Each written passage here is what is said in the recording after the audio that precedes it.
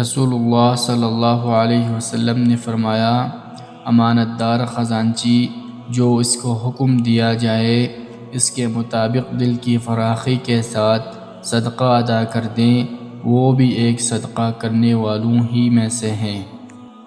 میں رسول اللہ صلی اللہ علیہ وسلم کی خدمت میں آیا، میرے ساتھ میرے قبیلہ اشعار کے 2 مرد اور بھی تھے۔ میں نے کہا کہ مجھے نہیں معلوم کہ یہ دونوں صاحبان حاکم بننے کی طلبگار ہیں۔ اس پر آپ صلی اللہ علیہ وسلم نے فرمایا کہ جو شخص حاکم بننے کا خود خواہش مند ہو اسے ہم ہرگز حاکم نہیں بنائیں گے۔ یہاں راوی کو شک ہے کہ نبی کریم صلی اللہ علیہ وسلم نے لفظ لن یا لفظ لا کا استعمال فرمایا۔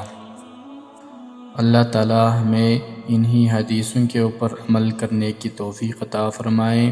وآخر دعوانا ان الحمد للہ رب العالمین۔